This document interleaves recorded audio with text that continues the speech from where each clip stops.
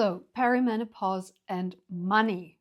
Money that is related, that is connected, and it is hugely, gigantically important for us ladies to keep that in mind. Because as we're going through all the symptoms, all the struggles of perimenopause, at least the ones who have symptoms and have some struggles and experience life changes to the nth degree, we need to speak about money. We need to keep an eye on money. Otherwise, we might end up as one of the ladies under the bridge on the street, homeless. And I'm not just saying that I'm just saying because it will never happen. Haha. No, I'm really saying because I mean it. I'm serious. It's so easy to fall out of the system due to symptoms and struggles with peri or menopause. Whew. And I did the math. Now that slowly my Kartoffelbrei, I call it, my mashed potatoes in my head, I'm finally finding some structure again. And I can sense how my brain is slowly starting to heal, slowly starting to deflame.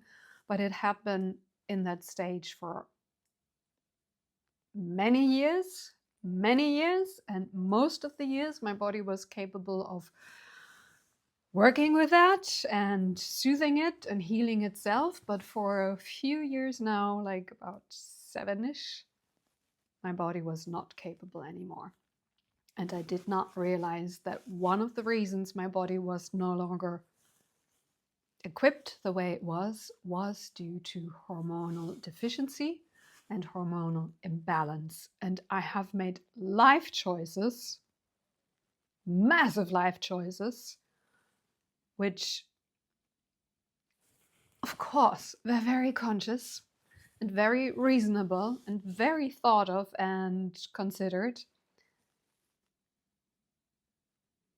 Yet I never, ever considered the idea of perimenopause to at least put into the basket when making the decisions.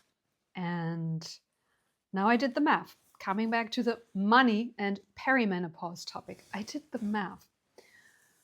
For the past 6 years, since the year 2020, I have, and I cannot even picture it. When I think of the numbers, I'm thinking, Mariana, you're insane. How could you ever do that? How could you? And I'm going to speak about the number tag and the value tag and the implications and the opportunity cost after I share the numbers with you. Oh, brace yourself. In the past 6 years, and I just did a very rough calculation. I didn't even go into the nitty-gritty details. The rough calculation says, I'm trying to put it in a positive way. I have invested, paid €250,000, €250,000 due to perimenopause. It's cumulated. It's 2020, it's 2021, it's 2022, 23, 24, 25, which hasn't finished yet. In the past 6 years, cumulatively, I have spent or accepted losses in income because I could not find any other solutions how to continue living, of €250,000. That's insane. That's insane. I've worked years and years and years to get to the income, to get to the salary level, to get to the jobs and positions I've had.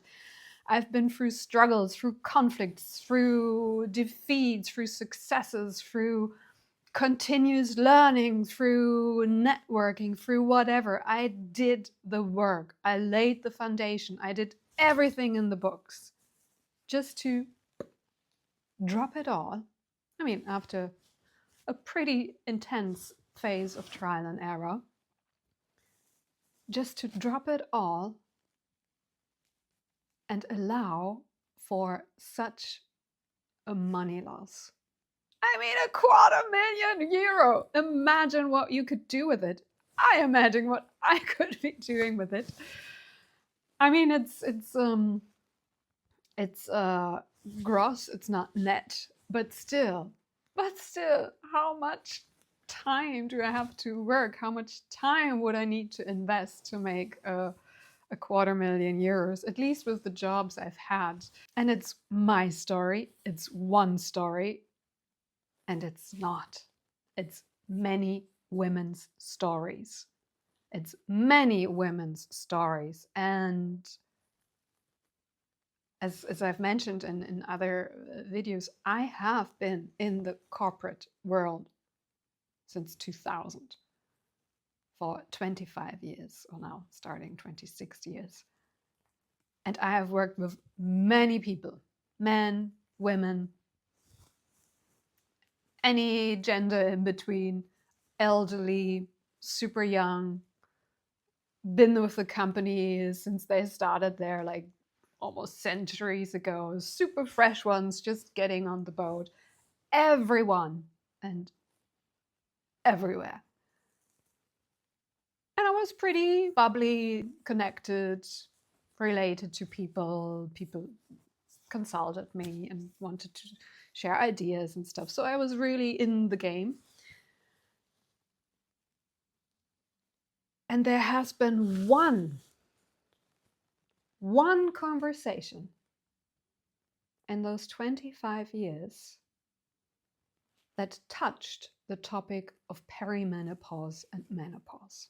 Oh no, two. Sorry, two. So it's 100% jump. Two conversations. One was years ago when my boss, who always had worn contact lenses, suddenly came in with glasses, and really thick glasses. And we were like, oh, what happened? How come you're wearing glasses? I mean, like, you look good with them. They look good on you. It's just, how come? We didn't really see you with glasses. And she said, yeah, I have such dry eyes. I cannot really keep the contacts in my eyes. And it wasn't even the large, soft ones. It were the smaller ones, which didn't even cover so much of the surface of the eye. And she said, I cannot wear them anymore. It's painful. It's disturbing. And my eye doctor said to keep my eye healthy, switch to glasses. So probably to the rest of my life, I'm going to wear glasses. And I was like, oh, really? Contacts, menopause, perimenopause, eyes? Well, she found a solution. It seemed to be working. And that was it. That was the conversation. The second conversation was a colleague who experienced hot flashes. Like, they came out of nowhere. She could just be walking from one table to the next, and suddenly she was dripping in sweat and patting her skin, and then you could basically see the steam coming out of her body. And she was joking about it, and we were joking about it, but that was it. That was the conversation. So those two times in 25 years, speaking, working with many people, those were the only times perimenopause and menopause ever touched, ever entered the conversation. Wow, crazy, really crazy. Because, and why was I looking now at the number figures? A while ago, I listened to Stephen Bartlett, and he had invited a scientist from Zoe, and they talked about nutrition and health and what Zoe was doing. And then she mentioned that, at least in the UK, about 10% of women going through perimenopause, transitioning into menopause, and then post-menopause, about 10% of the women leave the workforce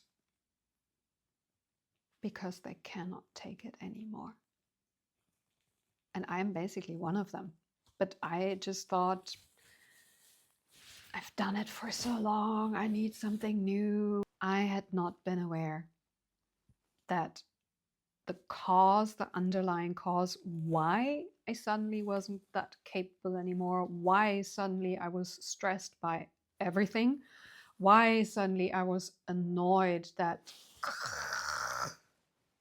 there wasn't a drive, there wasn't a whatever there was because I was hormonal deficient. And yesterday I talked with a friend on the phone, and I shared with him, oh, it's for the first time in about 7 years that I feel like myself again, that I have a sensation of what it was like to be. And he was like, as if I would have told him that my cat, I don't have a cat, as if I would have told him that my cat had died. It was like, oh, yeah, oh, so good, so good. It was really cute hearing him. And then he said, but what do you think? Do you think it could be like a deficiency? Like, do you think maybe tomorrow the sun will rise again? I mean, he didn't ask about the sunrise, but of course there's a hormonal deficiency. Of course. And why did I have to go through about 7 years of horrendous life decisions? I mean, I stand for them. I'm actually grateful I did them. But I would have been happier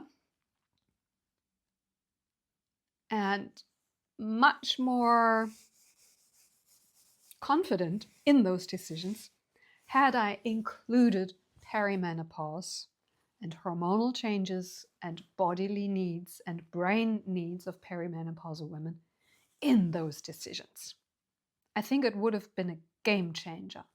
I think it could have not just only helped me to keep my money. I think if I would have kept on that track, I could have helped to softly, continuously tweak the system to offer better help for women going through that transition. Because it's not just those women, it's the entire organizations, it's the entire system, it's also the family systems.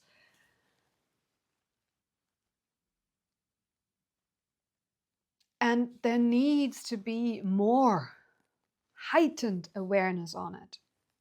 And it's beyond, oh, she's having hot flashes. It's beyond, oh, she might be a little fatigued. It's beyond that. Because, I mean, once we've reached a certain age, it's more likely that we've also reached a certain level, a certain hierarchy, a certain standing, a certain brand within the companies where we're working. And what's my thought? See, that's why I'm saying it's mashed potatoes in my head. Yes, with that standing, with that reputation, with the skills and competencies. I mean, we got there because we proved ourselves, because we added value, because we provided value. It's also that our stress thrown on us, where we're surrounding ourselves in, is pretty high. And we've managed to deal with that. Otherwise, we wouldn't have risen within the organizations. And even if you didn't have the firecracker moon shooting career,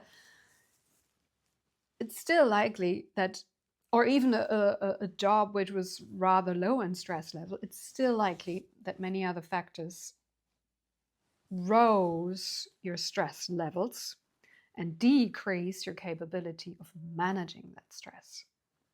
What I have been able to do, like in a breeze, didn't even think about it, suddenly I just wasn't anymore. I just wasn't. And the bad thing was it kept compounding, like a little stress here, a little stress there. It never decreased.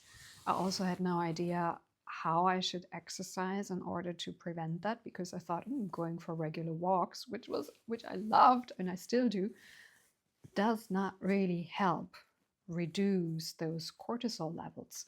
So cortisol levels keep increasing and keep increasing and keep increasing, which on the other hand affects hormones, which already are like, whoa, whoa, what are we going to do today? And then because there's such high demand on cortisol, because we're fighting all the time, there is not the possibility that that cortisol actually gets transformed into other hormones. So the deficiency is like, bam, there it is. Really fast, really deep, really strong, really severe.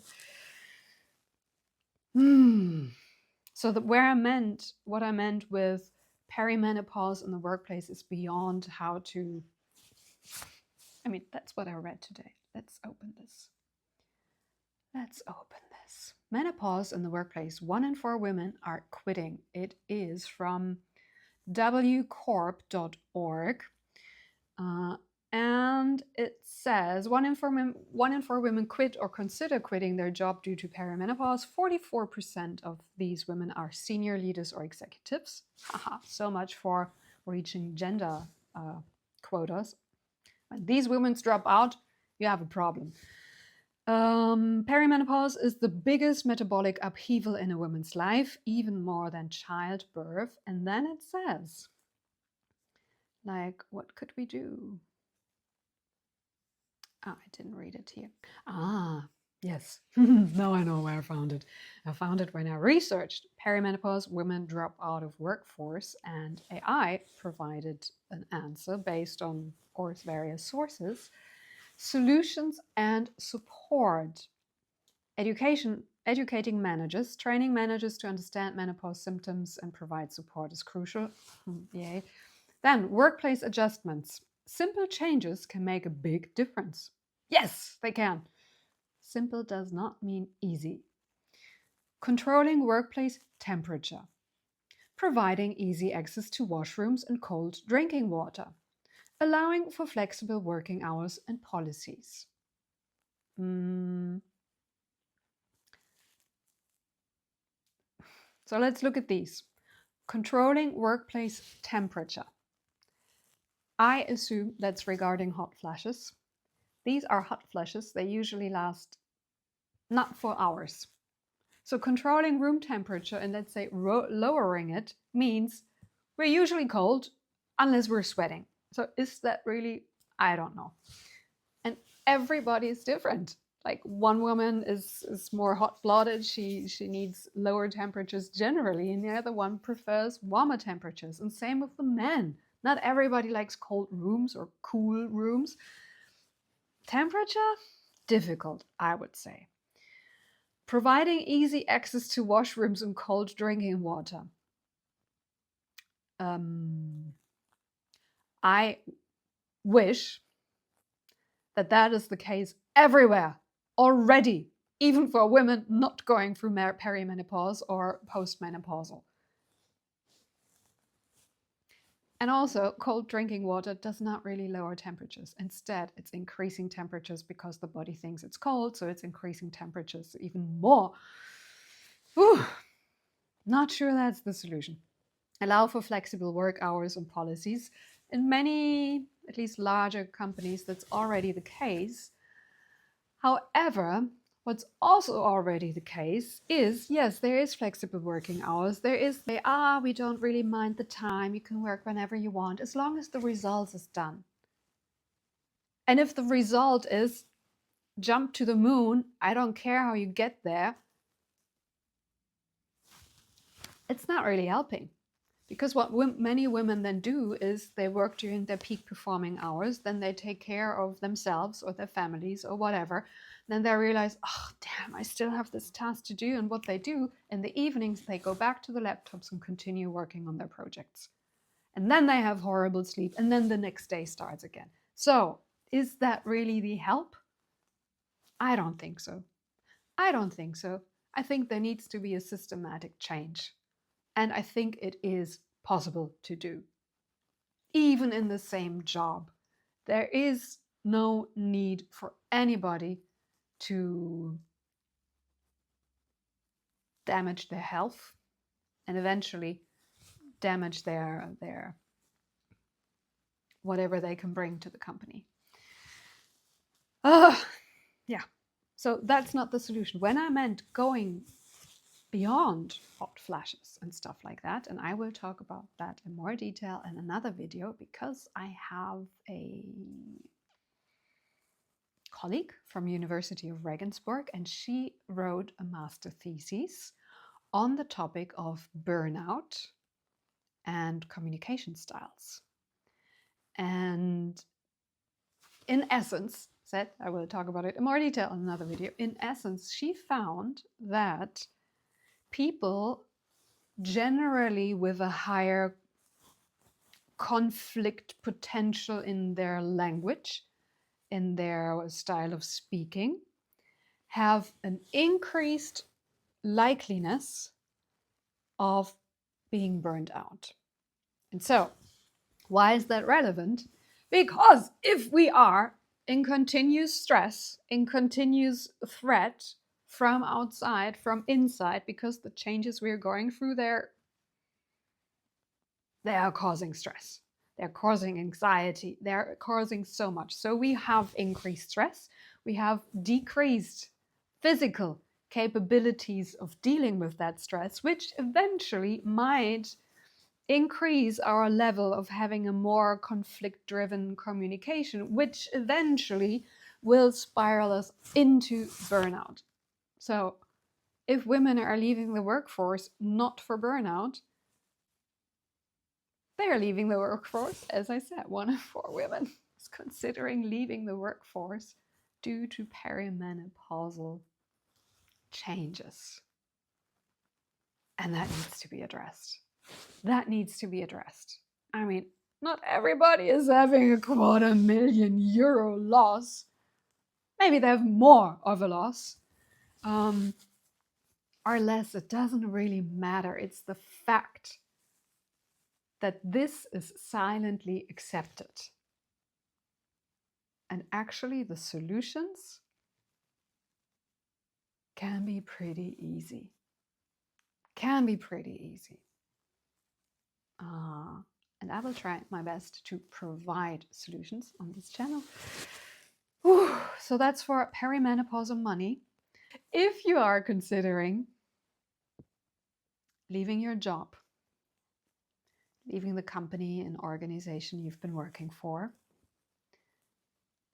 put into your decision-making process perimenopause and menopause. And if you haven't, I can just encourage you to consult your healthcare provider, to speak with your gynecologist, and also if you don't take it, possibly considering hormone therapy. I've been on it now for about 3 months, and I'm still in the process of adjusting everything, and it's night and day. Lots of other activities which I've done throughout the past year, basically nutrition, exercise, sleep, sauna, whatnot. Yes, there are layers which have helped to get me back to life. But what really made a change is hormone therapy. It's a game changer. So I would suggest, and if I would be talking to myself like 7 years ago before making all these decisions, I suggest put hormones and hormone therapy into the decision-making process, because it's relevant. It's really relevant. Yeah, more on perimenopause and menopause in other videos. And looking forward to see you there. Take good care.